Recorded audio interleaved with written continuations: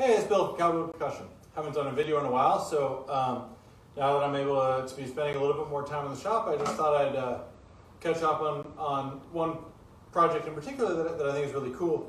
So this is a drum that was commissioned as a mostly replica, kind of a tribute to the Morris County Militia from New Jersey, I guess in the 70s, I'm not really sure.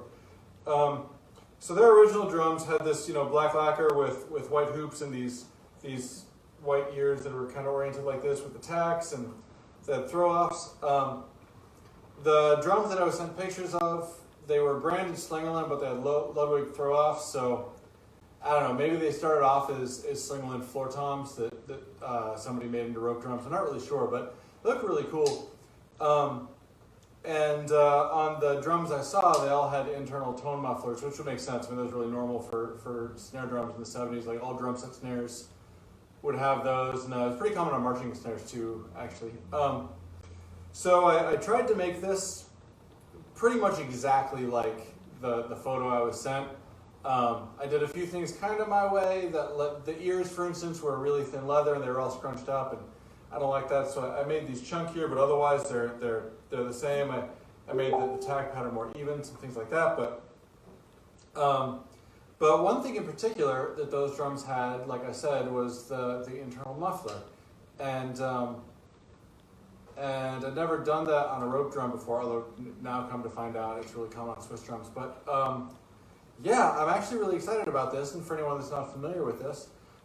In this country, we normally use just strips of canvas or cloth or webbing or whatever as a muffler, and it's just in the drum and it's just there. But internal tone controls are awesome. So I've got this knob right here. So the drum,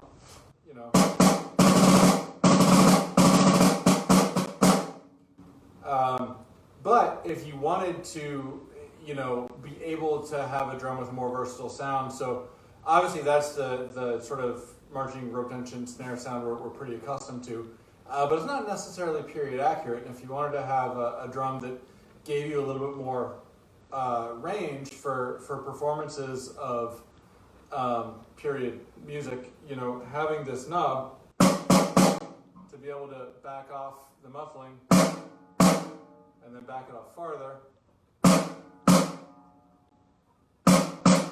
get it all the way off the head.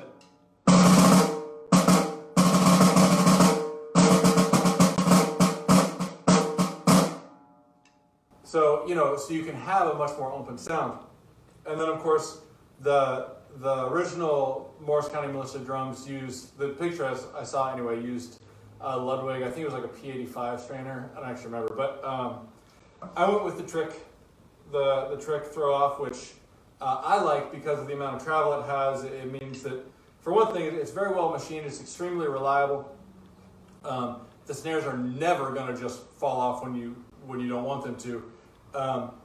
But it has enough travel that even with the rigidity of gut snares, it'll still get them off the bottom head. So with this more open sound, we can throw those off. Have that kind of open tenor drum sound.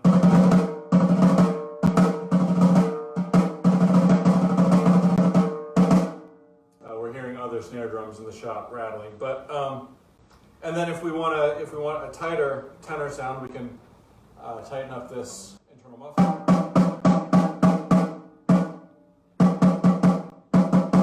Have a drier tenor drum.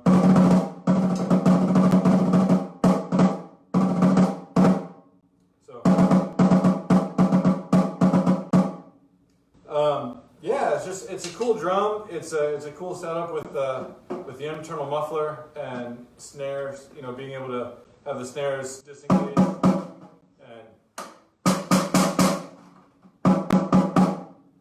Have it be just a really reliable setup like that. It's a cool drum.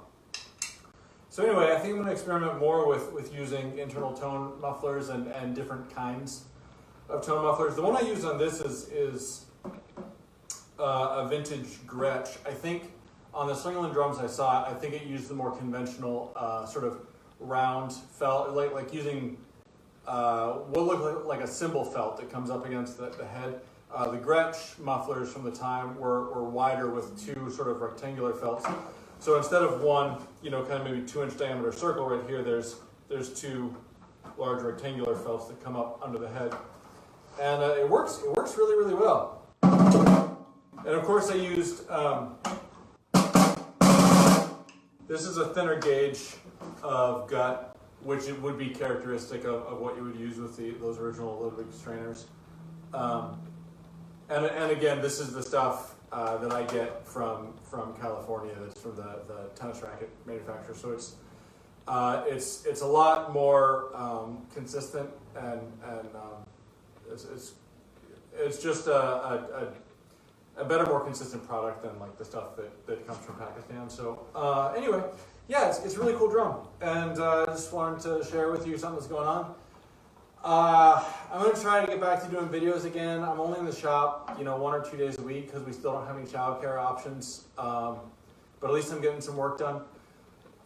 So if you've been waiting on stuff for me, or if I'm slow to answer emails, I'm sorry. It's just, without any kind of childcare, it just means that I'm just not working nearly as often as I would like to be. But I can't lie. I do enjoy the fact that, it means we have more time with the family and stuff like that. There's, at least there's some kind of silver lining there. But anyway, this drum is rad. I'm going to go pack it up to ship it out. But thanks for watching. I'll catch you next time.